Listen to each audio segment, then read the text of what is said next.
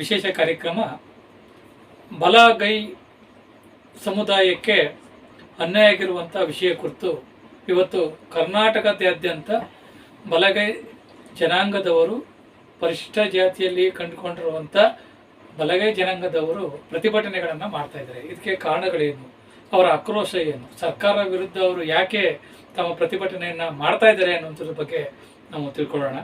ಮೊದಲನೇದಾಗಿ ನಿಮಗೆ ಒಂದಷ್ಟು ಮಾಹಿತಿಗಳು ಕೂಡ ನಾನು ಕೊಡಲಿಕ್ಕೆ ಬಯಸ್ತಾ ಇದ್ದೀನಿ. ಈಗಾಗಲೇ ಕೂಡ ಸಿದ್ದರಾಮಯ್ಯನವರ ಸರ್ಕಾರ ಪರಿಶಿಷ್ಟ ಜಾತಿಗೆ ಒಳ ಮೀಸಲಾತಿಯನ್ನು ಜಾರಿ ಮಾಡಿದ್ದಾರೆ. ಅದು ನಿಮ್ಗೆಲ್ಲರಿಗೂ ಕೂಡ ಗೊತ್ತಿರುವಂಥದ್ದು. ಸೊ ಇದರಲ್ಲಿ ಪ್ರವರ್ಗ 1, ಪ್ರವರ್ಗ 2, ಪ್ರವರ್ಗ 3 ಅಂದರೆ ಪ್ರವರ್ಗ ಎ, ಪ್ರವರ್ಗ ಬಿ, ಪ್ರವರ್ಗ ಸಿ ಅಂತೇಳಿ ಒಳ ಮೀಸಲಾತಿಯಲ್ಲಿ ಪರಿಶಿಷ್ಟ ಜಾತಿಯ ಒಳ ಮೀಸಲಾತಿಯಲ್ಲಿ ಒಂದು ಜನಾಂಗಕ್ಕೂ ಕೂಡ 6% ಅಂತೆ. ಪ್ರವರ್ಗ ಎಗೆ 6%, ಪ್ರವರ್ಗ ಬಿ 6%, ಹಾಗೆ ಕೂಡ ಸ್ಪರ್ಶಿತ ಜನಾಂಗಕ್ಕೆ 5% ಅಂತೇಳಿ ಸರ್ಕಾರ ಮೀಸಲಾತಿಯನ್ನು ಜಾರಿ ಮಾಡಿರುವಂಥದ್ದು ನಿಮ್ಗೆ ಗೊತ್ತಿರುವಂಥದ್ದು. ಈಗ ಎಡಗೈ ಸಮುದಾಯ ಎ ಒಂದು ಪ್ರವರ್ಗ ಎ ಗುಂಪಿಗೆ ಬರುವಂಥದ್ದು, ಹಾಗೆಯೇ ಕೂಡ ಪ್ರವರ್ಗ ಬಿಲಿ ಬಲಗೈ ಸಮುದಾಯ ಬರ್ತದೆ, ಮತ್ತು ಪ್ರವರ್ಗ ಸಿಲಿ ಸ್ಪರ್ಶ ಜಾತಿಗಳು ಅಂತೇಳಿ ಬರ್ತದೆ. ಸೊ ಇದು 5% ಇವ್ರಿಗೆ ಕೊಟ್ಟಿರ್ತಾರೆ. ಮತ್ತು ಅಲೆಮಾರಿ ಜನಗಳಿಗೂ ಕೂಡ 1% ಕೊಡಬೇಕು ಅಂತೇಳಿ ಈಗಾಗಲೇ ಕೂಡ ಹೋರಾಟ ಆಗಿದೆ. ಅದು ಕೋರ್ಟಲ್ಲಿ ಕೂಡ ಕೇಸ್ ಇದೆ. ನೋಡೋಣ ಅದು ಮುಂದೆ ಏನಾಗ್ತದೆ ಅಂತ. ಈಗ ಪ್ರಮುಖವಾಗಿ ನಾವು ಇಲ್ಲಿ ಮಾತನಾಡಬೇಕಾಗಿರೋದು ಮತ್ತು ಚರ್ಚೆ ಮಾಡ್ತಿರಬೇಕಾಗಿರುವಂಥ ವಿಷಯಗಳೇನು ಅಂತ ಹೇಳಿದ್ರೆ, ಈಗ ಏನಾಗಿದೆ ಅಂತ ಹೇಳಿದ್ರೆ, ಸರ್ಕಾರ ಪ್ರವರ್ಗದ ಬಿ ಇಲ್ಲಿ ಬರುವಂಥ ಬಲಗೈ ಸಮುದಾಯಕ್ಕೆ ಅನ್ಯಾಯ ಆಗ್ತಾ ಇದೆ. ಯಾವ ರೀತಿ ಅಂತ ಹೇಳಿದ್ರೆ, ಏನು ರೋಸ್ಟರ್ ಪದ್ಧತಿಯಲ್ಲಿ ನಾವು ಬಿಂದುವನ್ನು ಗುರುತು ಮಾಡ್ತೀವೋ ಅಲ್ಲಿ ಸಮಾನತೆಗೆ ನಾವು ಆಯ್ಕೆ ಮಾಡುವಂಥ ಸಂದರ್ಭದಲ್ಲಿ ಇಲ್ಲಿ ಎಲ್ಲ ಒಂದು ನೇಮಕಾತಿ ಆಗಿರ್ಬೋದು, ಎಲ್ಲ ಒಂದು ವರ್ಗ ನೇಮಕಾತಿಗೆ ವೃಂದಕ್ಕೆ ಸಂಬಂಧಪಟ್ಟಂತೆ ಎ ವರ್ಗಕ್ಕೆ ಕೂಡ ಎಲ್ಲವೂ ಕೂಡ ಅವಕಾಶಗಳು ಸಿಗ್ತಾ ಇದೆ ಅನ್ನುವಂಥದ್ದು. ಯಾಕೆ ಅಂತ ಹೇಳಿದ್ರೆ, ಈಗ ನಾವು ಪರಿಶಿಷ್ಟ ಜಾತಿಗೆ ಮತ್ತು ಎಲ್ಲ ಜನಾಂಗದ ಎ ಬಿ ಸಿ ಪ್ರವರ್ಗದ ಎಲ್ಲ ಜನಾಂಗದವ್ರಿಗೂ ಕೂಡ ಸಮಾನತೆಯನ್ನು ಕಲ್ಪಿಸಬೇಕು ಅನ್ನುವಂಥ ಮೂಲ ಉದ್ದೇಶದಿಂದ ಸಂವಿಧಾನದ ಆಶಯದ ಮೂಲಕವೂ ಕೂಡ ಇದನ್ನು ಸಕಾರಗೊಳಿಸಿರುವಂಥದ್ದು ನಿಜವಾಗಿಯೂ ಕೂಡ ಸರ್ಕಾರಕ್ಕೆ ನಾವು ಅಭಿನಂದನೆ ಸಲ್ಲಿಸ್ತೀವಿ. ಆದರೆ ಎಲ್ಲಿ ತೊಂದರೆ ಆಗ್ತಾ ಇದೆ ಅಂತ ಹೇಳಿದ್ರೆ, ಎಲ್ಲ ವರ್ಗಕ್ಕೂ ಕೂಡ ನೇಮಕಾತಿ ಯಾವ್ಯಾವುದ್ರಲ್ಲಿ ಆಗ್ತದೆ, ಅದು ಶಿಕ್ಷಣ ಆಗಿರ್ಬೋದು, ಸಾಮಾಜಿಕ ನ್ಯಾಯ ಆಗಿರ್ಬೋದು, ಆರ್ಥಿಕ ನ್ಯಾಯ ಆಗಿರ್ಬೋದು, ಈ ರೀತಿ ಎಲ್ಲ ವರ್ಗದಲ್ಲೂ ಕೂಡ ನಾವು ಸಮಾನತೆಯನ್ನು ಹಂಚಿಕೆ ಮಾಡಬೇಕಾಗುತ್ತೆ, ಸಮಾನತೆಯನ್ನು ನಾವು ಕಾಣಬೇಕಾಗುತ್ತೆ. ಆದರೆ ಸರ್ಕಾರ ಈಗ ನೇಮಕ ಮಾಡ್ಕೊಳ್ಳೋಕ್ಕೆ ಹೊರಟಿರುವಂಥ ಅಧಿಸೂಚನೆಗಳಲ್ಲಿ ಎಲ್ಲ ಹುದ್ದೆಗಳನ್ನು ಕೂಡ ಹೆಚ್ಚು ಪಾಲು ಪ್ರವರ್ಗ ಎ ಎಡಗೈ ಸಮುದಾಯಕ್ಕೆ ಸಂಬಂಧಪಟ್ಟಂತೆ ಆಯ್ಕೆಗಳಾಗ್ತಿರುವಂಥದ್ದು ನಿಜವಾಗೂ ಕೂಡ ಇದು ಶ್ಲಾಘನೀಯ ಅಂತ ಹೇಳಲಿಕ್ಕೆ ಬರೋದಿಲ್ಲ. ತುಂಬ ನೋವನ್ನು ಉಂಟು ಮಾಡುವಂಥದ್ದಾಗಿದೆ. ಇಲ್ಲಿ ಸಮಾನತೆಯಲ್ಲಿ ಬಂತು. ಈಗ ಒಂದು ಉದಾಹರಣೆಗೆ 10 ಪೋಸ್ಟನ್ನು ಒಂದು ಸರ್ಕಾರ ಅಧಿಸೂಚನೆ ಹೊರಡಿಸಿ ನೇಮಕಾತಿಗೆ ಮಾಡಿಕೊಳ್ಳಿಕ್ಕೆ ಹೊರಟಾಗ 3 ವರ್ಗಗಳಿಗೂ ಕೂಡ 6% ಮತ್ತು 5 ಅಂತ ಏನು ಮೀಸಲಾತಿ ಕೊಟ್ಟಿದ್ದಾರೋ ಈ 10 ಹುದ್ದೆಗಳಿಗೆ ಸಮನಾಗಿ ಹಂಚಿಕೆಯನ್ನು ಮಾಡಬೇಕಾಗ್ತದೆ. ಸೊ ಈಗ ಪ್ರವರ್ಗ ಎಡಗೈ ಎ ಅಂತ ಏನು ಬರ್ತದೋ, ಪ್ರವರ್ಗ ಎ ಎಡಗೈ ಏನು ಬರ್ತಾರೋ ಈ ಜನಾಂಗಕ್ಕೆ 3% ಮೀಸಲಾತಿ ಅವ್ರಿಗೆ ರಿಸರ್ವೇಷನ್ನಲ್ಲಿ ಕೊಡಬೇಕು. ಹಾಗೆಯೇ ಬಲಗೈ ಜನಾಂಗಕ್ಕೂ ಕೂಡ 3 ಹುದ್ದೆಗಳಿಗೆ ಮೀಸಲಾತಿಯು ಒಳಪಟ್ಟಂತೆ ಅಲ್ಲೂ ಕೊಡಬೇಕು. ಹಾಗೆ ಸಿಗೆ ಸಂಬಂಧಪಟ್ಟಂತೆ ಅಲ್ಲೂ ಕೂಡ 3 ಹುದ್ದೆಗಳಿಗೆ ಅವಕಾಶವನ್ನು ಕಲ್ಪಿಸಬೇಕು. ಹಾಗೂ ಇನ್ನೊಂದು ಉಳಿದಂಥ ಏನಿದೆಯೋ ಅದನ್ನು ಪರಿಶಿಷ್ಟ ಜಾತಿಯಲ್ಲಿ ಸಾಮಾನ್ಯ ಅಂತೇಳಿ, ಅದನ್ನು ಜನರಲ್ ಅಂತೇಳಿ ಈ 3 ವರ್ಗದ ಎಲ್ಲರೂ ಕೂಡ ಅದಕ್ಕೆ ಭಾಗವಹಿಸಲಿಕ್ಕೆ ಅಥವಾ ಸ್ಪರ್ಧೆಗೆ ಅಥವಾ ನೇಮಕಾತಿಗೆ ಅವರು ಅವಕಾಶಗಳನ್ನು ಬಳಸ್ಕೊಳ್ಳಿಕ್ಕೆ ಅವಕಾಶಗಳನ್ನು ಮಾಡಿಕೊಡ್ಬೇಕು. ಇದು ನ್ಯಾಯಸಮ್ಮತ.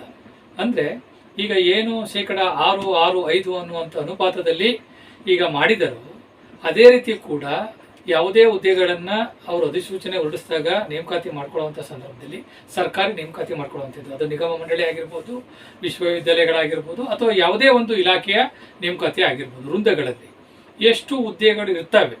ಈಗ ನಮ್ಮ ಪರಿಶಿಷ್ಟ ಜಾತಿಗೆ ಸಂಬಂಧಪಟ್ಟಂತೆ ಹೇಳೋದಾದರೆ 15% ಉದ್ಯೋಗಗಳನ್ನು ಕೊಡಬೇಕು ಅನ್ನುವಂಥದ್ದಿದೆ. ಅಂಥ ಉದ್ಯೋಗಗಳು 17ರಷ್ಟರಲ್ಲಿ ಕೂಡ 3ಕ್ಕೂ ಕೂಡ ಸಮನಾದಂಥ ಪ್ರವರ್ಗ ಎ, ಪ್ರವರ್ಗ ಬಿ ಮತ್ತು ಪ್ರವರ್ಗ ಸಿ ಈ ಮೂರಕ್ಕೂ ಕೂಡ ಸಮನಾದಂಥ ಉದ್ಯೋಗಗಳನ್ನು ಮೀಸಲಾತಿಗಳಿಗೆ ಅನುಪಾತವಾಗಿ ಅವರು ಹಂಚಿಕೆಯನ್ನು ಮಾಡಿದಾಗ ಮಾತ್ರ ನಾವು ಸಮಾನತೆಗೆ ಅವಕಾಶವನ್ನು ಕಲ್ಪಿಸಲಾಗ್ತದೆ. ಆದರೆ ಇಲ್ಲಿ ಹಂಗಾಗ್ತಾ ಇಲ್ಲ. ಏನಾಗ್ತಾ ಇದೆ, ಪ್ರವರ್ಗಕ್ಕೆ ಬಂದಂಥದ್ದು ಮೊದಲನೇ ಆದ್ಯತೆಯನ್ನು ಕೊಡ್ತಿರುವಂಥದ್ದನ್ನು ನಾವು ಕಾಣ್ತಾ ಇದ್ದೀವಿ. ಎಲ್ಲವೂ ಕೂಡ ನೇಮಕಾತಿ ಆದಂಥ ಸಂದರ್ಭದಲ್ಲಿ ಎಲ್ಲ ಹುದ್ದೆಗಳಿಗೂ ಕೂಡ ಪ್ರವರ್ಗ ಎ ಎಡಗೈ ಸಮುದಾಯದ ಒಂದು ಏನಿದೆಯೋ ಮೀಸಲಾತಿ ಅಲ್ಲಿಗೆ ಕೂಡ ಹೆಚ್ಚು ಉದ್ಯೋಗಗಳನ್ನು ಆಯ್ಕೆ ಮಾಡಿಕೊಳ್ಳುವಂಥದ್ದು ಮತ್ತು ಅಧಿಸೂಚನೆಯನ್ನು ಹೊರಡಿಸಿರುವಂಥದ್ದು. ಹಾಗಾಗಿ ರೋಸ್ಟರ್ ಬಿಂದುವಿನಲ್ಲಿ ಬಹಳಷ್ಟು ತಪ್ಪಾಗಿದೆ. ಈ ತಪ್ಪನ್ನು ಸರಿಪಡಿಸಿದ್ರೆ ಖಂಡಿತವಾಗಿಯೂ ಕೂಡ ಇದೊಂದು ಯಶಸ್ಸು ಆಗಲಿಕ್ಕೆ, ಈ ಮೀಸಲಾತಿ ಅನುಷ್ಠಾನ ಆಗಿರುವಂಥದ್ದು ಕೂಡ ಯಶಸ್ಸನ್ನು ಕಾಣಲಿಕ್ಕೆ ಸಾಧ್ಯ ಆಗ್ತದೆ. ಇಲ್ಲ ಅಂತ ಹೇಳಿದ್ರೆ ಜನಾಂಗದ ನಡುವೆ ಕೂಡ ಈಗ ಏನಾಗ್ತದೆ ಅದು ಮುಂದಿನ ದಿನಗಳಲ್ಲಿ ನಾವು ಈ ಒಂದು ಎಡಬಲ ಮತ್ತು ಇತರೆ ಏನಿದು ಇವೆಲ್ಲವೂ ಕೂಡ ಮೂಲ ಬೇರುಗಳು, ಎಲ್ಲ ಅಣ್ಣ ತಮ್ಮದಿರಿದ್ದಂಗೆ, ಸಹೋದರರಿದ್ದಂಗೆ ಇವರೆಲ್ಲರೂ ಕೂಡ ತಮ್ಮಲ್ಲೇ ಜಗಳ ಆಗುವಂಥದ್ದು ಕೂಡ ಆಗ್ತದೆ. ಅದಕ್ಕೆ ಸರ್ಕಾರವೇ ಕೂಡ ಹೊಣೆ ಆಗ್ಬೋದು ಮುಂದಿನ ದಿನಗಳಲ್ಲಿ. ಸೊ ಹಾಗಾಗಿ ಇದನ್ನು ಗಂಭೀರವಾಗಿ ಪರಿಗಣಿಸಿ ಈ ರೋಸ್ಟರ್ ಬಿಂದುಗಳಲ್ಲಿ ಆಗಿರುವಂಥ ಲೋಪವನ್ನು ಸರಿಪಡಿಸಿದ್ರೆ ಖಂಡಿತವಾಗಿಯೂ ಕೂಡ ಸಿದ್ದರಾಮಯ್ಯನವರ ಸರ್ಕಾರಕ್ಕೂ ಕೂಡ ಇನ್ನೂ ಹೆಚ್ಚು ಕೀರ್ತಿಗಳನ್ನು ಬರ್ತದೆ.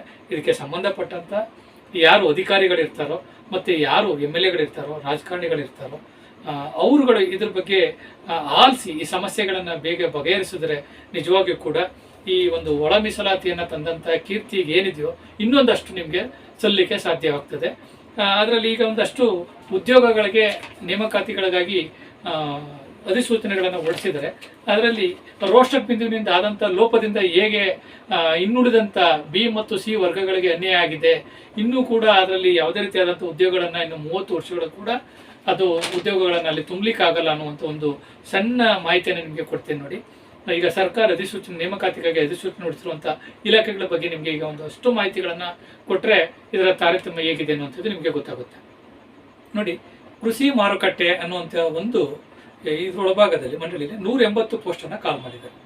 ಸೊ ಇದರಲ್ಲಿ ಪ್ರವರ್ಗ ಎಗೆ 13 ಪೋಸ್ಟನ್ನು ಕೊಡ್ತಾರೆ, ಪ್ರವರ್ಗ ಬಿ ಬಲ ಸಮುದಾಯಕ್ಕೆ 11 ಪೋಸ್ಟನ್ನು ಕೊಡ್ತಾರೆ, ಹಾಗೆ ಪ್ರವರ್ಗ ಸಿ 7 ಪೋಸ್ಟನ್ನು ಕೊಡ್ತಾರೆ. ಇದು ಒಂದು ಭಾಗದಲ್ಲಿ ಆಗಿರುವಂಥದ್ದು. ಸೊ ಮತ್ತು ಬೆಂಗಳೂರು ಪ್ರಾಧಿಕಾರ ಏನಿದೆಯೋ ಇಲ್ಲೂ ಕೂಡ 25 ಪೋಸ್ಟನ್ನು ಕಾಲ್ ಮಾಡ್ತಾರೆ. ಅದರಲ್ಲಿ ಪ್ರವರ್ಗ ಎ ಮತ್ತು ಬಲಗೈ ಒಂದು ಹುದ್ದೆಗೆ ಅವಕಾಶ ಮಾಡಿಕೊಟ್ಟಿದ್ದಾರೆ, ಮತ್ತು ಸಿ ವರ್ಗಕ್ಕೆ ಯಾರೂ ಕೂಡ ಅದಕ್ಕೆ ಎಲಿಜಿಬಲ್ ಇಲ್ಲ, ಹಾಕ್ಲಿಕ್ಕೆ ಅಪ್ಲಿಕೇಶನ್ ಹಾಕ್ಲಿಕ್ಕೆ ಯಾವ ರೀತಿ ಕೂಡ ಅವಕಾಶವನ್ನು ಮಾಡಿಕೊಟ್ಟಿಲ್ಲ.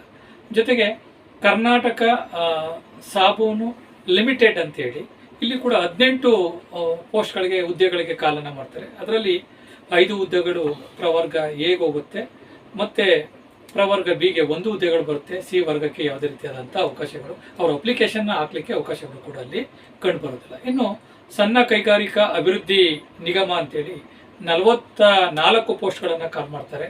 ಅದರಲ್ಲಿ ಪ್ರವರ್ಗ ಎ ಎಡಗೈ ಸಮುದಾಯಕ್ಕೆ 12 ಪೋಸ್ಟ್ಗಳನ್ನು ರಿಸರ್ವ್ ಮಾಡ್ತಾರೆ, ಮತ್ತು ಪ್ರವರ್ಗ ಬಿ ಬಲಗೈಗೆ 1 ಪೋಸ್ಟನ್ನು ಮಾಡ್ತಾರೆ, ಸಿ ವರ್ಗ ಯಾವುದೇ ರೀತಿಯಾದಂಥ ಅವಕಾಶಗಳಿಂದ ಯಾವುದೇ ರೀತಿಯಾದಂಥ ಅವರು ಅಪ್ಲಿಕೇಶನ್ ಹಾಕ್ಲಿಕ್ಕೆ ಯಾವುದು ಕೂಡ ಇಲ್ಲ, ಹುದ್ದೆಗಳೇ ಕೂಡ ಅಲ್ಲಿ ಇಲ್ಲ. ಮತ್ತು ಆರೋಗ್ಯ ಮತ್ತು ಕರ್ನಾಟಕ ಕಲ್ಯಾಣ ಇಲಾಖೆ ಇದೆ ವಿಜಯಪುರ, ಆ ಭಾಗ ಆ ಡಿಸ್ಟಿಕಲ್ಲಿ ಪ್ರವರ್ಗ ಎಗೆ 2 ಹುದ್ದೆಗಳಿದೆ, 8 ಹುದ್ದೆಯನ್ನು ಕಾಲ್ ಮಾಡ್ತಾರೆ, 2 ಹುದ್ದೆಗಳನ್ನು ಅವರು ಪ್ರವರ್ಗಕ್ಕೆ 2 ಕೊಡ್ತಾರೆ, ಬಿ ಮತ್ತು ಸಿಗೆ ಹುದ್ದೆಗಳ ಅವಕಾಶ ಅರ್ಜಿಗಳನ್ನು ಹಾಕ್ಲಿಕ್ಕೆ ಅವಕಾಶದಂತೆ ಇಲ್ಲದಂತೆ ಆಗಿದೆ. ಮತ್ತು ರಾಯಚೂರಲ್ಲೂ ಕೂಡ ಅಷ್ಟೇ. ಈ ರಾಯಚೂರಲ್ಲಿ ಏನಾಗಿದೆ ಅಂತ ಹೇಳಿದ್ರೆ ನೀವು ಕೇಳಿರಬೇಕು, ರಾಯಚೂರಲ್ಲಿ ಯಾವುದು ಅಂತ ಹೇಳಿದ್ರೆ ವೈದ್ಯಕೀಯ ವಿಜ್ಞಾನಿಗಳ ಸಂಸ್ಥೆ ಅಂತೇಳಿ ಇಲ್ಲಿ ಕೂಡ ಅಷ್ಟೇ. ರಾಯಚೂರದಲ್ಲಿ 40 ಪೋಸ್ಟ್ಗಳನ್ನು ಕಾಲ್ ಮಾಡಿದ್ದಾರೆ. ಅದರಲ್ಲಿ 4 ಪೋಸ್ಟು ಪ್ರವರ್ಗ ಎಗೆ ಹೋಗುತ್ತೆ, ಮತ್ತು ಪ್ರವರ್ಗ ಬಿಗೆ ಯಾವುದೇ ರೀತಿಯಾದಂಥ ಪೋಸ್ಟ್ ಇಲ್ಲ, ಮತ್ತು ಸಿ ಪೋಸ್ಟು ಕೂಡ ಅಲ್ಲೂ ಕೂಡ ಇಲ್ಲ. ಮತ್ತು ಸರ್ಕಾರಿ ಆಯುರ್ವೇದಿಕ್ ಮೆಡಿಕಲ್ ಕಾಲೇಜಲ್ಲಿ ವಿಶ್ವವಿದ್ಯಾಲಯ ಕೂಡ ಕಾಲ್ ಮಾಡ್ತಾರೆ 8 ಪೋಸ್ಟು, ಅದರಲ್ಲಿ ಪ್ರವರ್ಗ 2ಕ್ಕೆ ಕೂಡ ಅಲ್ಲಿ ಅವಕಾಶವನ್ನು ಕಲ್ಪಿಸಿದ್ದಾರೆ, ಮತ್ತು ಬಿ ಮತ್ತು ಸಿಗೆ ಯಾವುದೇ ರೀತಿಯಾದಂಥ ನೇಮಕಾತಿಗೆ ಅರ್ಜಿ ಹಾಕಲಿಕ್ಕೆ ಉದ್ಯೋಗಗಳೇ ಕೂಡ ಅಲ್ಲಿ ಇಲ್ಲ. ವಾಯುವ್ಯ ಕರ್ನಾಟಕ ಸಾರಿಗೆ ಇಲಾಖೆಯಲ್ಲಿ 33 ಪೋಸ್ಟನ್ನು ಕಾಲ್ ಮಾಡ್ತಾರೆ.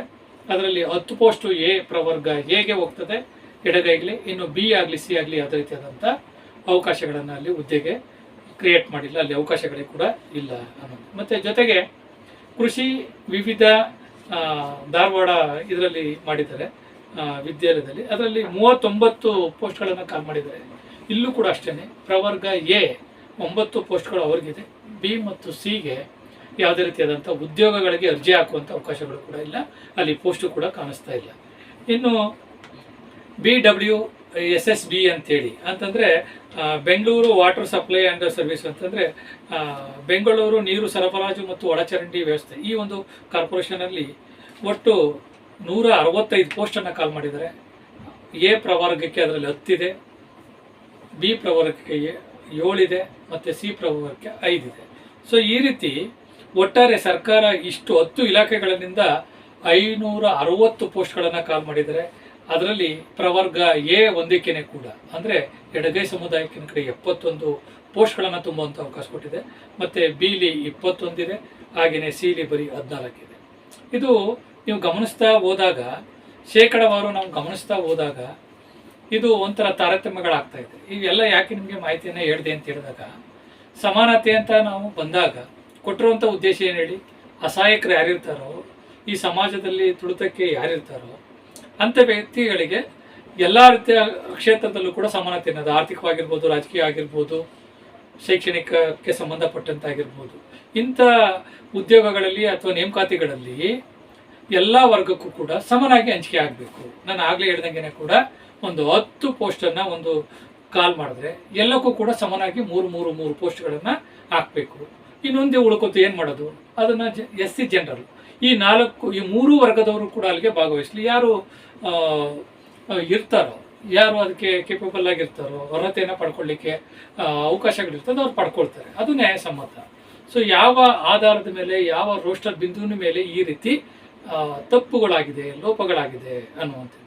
ಸೊ ಇದೊಂದಕ್ಕೆ ಇದಲ್ಲ, ಇದು ಮುಂದೆ ಇದು ತುಂಬ ಸಮಸ್ಯೆಗಳನ್ನು ಒಡ್ಡುವಂಥದ್ದಾಗಿರ್ಬೋದು, ಮುಂದೆ ನಡೆಯುವಂಥ ಎಲೆಕ್ಷನ್ಗಳಾಗಿರ್ಬೋದು, ಅಥವಾ ರೈತರು ಇಟ್ಕೊಂಡಿರುವಂಥ ಸಾಗುಗಳಲ್ಲಾಗಿರ್ಬೋದು, ನೇಮಕಾತಿಗಳಲ್ಲಾಗಿರ್ಬೋದು, ಮತ್ತು ನಾವೇನಾದರೂ ಕೂಡ ವಸತಿಯನ್ನು ಅರ್ಜಿಯನ್ನು ಹಾಕುವಂಥ ಸಂದರ್ಭದಲ್ಲಾಗಿರ್ಬೋದು, ಲೋನ್ಗಳನ್ನು ಪಡ್ಕೊಳ್ಳುವಂಥ ಸಂದರ್ಭದಲ್ಲಾಗಿರ್ಬೋದು, ಹೀಗೆ ಪ್ರತಿಯೊಂದಕ್ಕೂ ಕೂಡ ಇದು ಅನ್ವಯ ಆದಾಗ ಹೆಚ್ಚಿನ ಪಾಲು ಪ್ರವರ್ಗ ಹೇಗೆ ಹೋಗುತ್ತೆ. ನಾವು ಅವ್ರನ್ನ ದೂಷಣೆ ಮಾಡ್ತಾ ಇಲ್ಲ, ಅಥವಾ ಅದ್ರ ಬಗ್ಗೆ ಅವರು ಯಾವುದೇ ರೀತಿಯಾದಂಥ ಬಲಗೈ ಸಮುದಾಯ ಅದ್ರ ಬಗ್ಗೆ ಅವ್ರ ಬಗ್ಗೆ ದೂಷಣೆ ಮಾಡ್ತಾ ಇಲ್ಲ. ಈ ಒಂದು ತಾರತಮ್ಯವನ್ನು ಹೋಗ್ಲಾಡಿಸ್ಬೇಕು ಅನ್ನುವಂಥ ಹಿನ್ನೆಲೆ ಒಳಭಾಗದಲ್ಲಿ ಇವತ್ತು ಕರ್ನಾಟಕದಾದ್ಯಂತ ಇಡೀ ಎಲ್ಲ ಬಲಗೈ ಸಮುದಾಯದ ಎಷ್ಟು ಜಾತಿಗಳು ಬರ್ತವೋ ಅಷ್ಟು ಜಾತಿಗಳು ಕೂಡ ಇವತ್ತು 3 ಮೂಲೆಗಳಲ್ಲೂ ಈ ಒಂದು ರೋಸ್ಟರ್ ಬಿಂದುವಿನಲ್ಲಿ ಆಗಿರುವಂಥ ಲೋಪವನ್ನು ಸರಿಪಡಿಸಬೇಕು.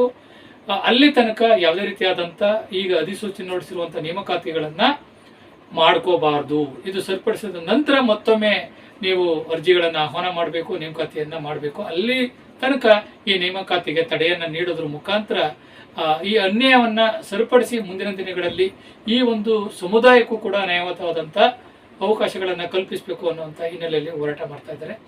ಇದಕ್ಕೆ ಹೆಚ್ಚು ಯಾರು ಸಂಬಂಧಪಟ್ಟವರು ಇರ್ತಾರೋ ಮಾನ್ಯ ಸಿದ್ದರಾಮಯ್ಯನವರು ಕೂಡ ಇದ್ರ ಬಗ್ಗೆ ಗಮನವನ್ನು ಹರಿಸ್ತಾರೆ ಅನ್ನುವಂಥ ಹಿನ್ನೆಲೆ ಒಳಭಾಗದಲ್ಲಿ ಬೇಗ ಇದನ್ನು ಇತ್ಯರ್ಥ ಮಾಡಿ ಈ ಎಲ್ಲರೂ ಕೂಡ ಒಂದೇ ಮಕ್ಕಳ ತಾಯಿಯಂತೆ ಮಾಡಬೇಕು ಅನ್ನುವಂಥ ಆಶೆಗಳನ್ನು ಇಟ್ಕೊಂಡಿದ್ದೀವಿ. ನೋಡೋಣ ಮುಂದಿನ ದಿನಗಳಲ್ಲಿ ಸರ್ಕಾರ ಮತ್ತು ಈ ಒಂದು ಕೂಗುಕ್ಕೆ ಅಥವಾ ಈ ಒಂದು ಪ್ರತಿಭಟನೆಗೆ ಇವರ ಒಂದು ಬೇಡಿಕೆಯನ್ನು ಹೇಗೆ ಪೂರೈಸುತ್ತೆ ಅನ್ನುವಂಥದ್ದನ್ನು ತಿಳ್ಕೊಳ್ಳೋಣ ಮುಂದಿನ ಚರ್ಚೆಗಳು. ಎಲ್ಲರಿಗೂ ನಮಸ್ಕಾರ.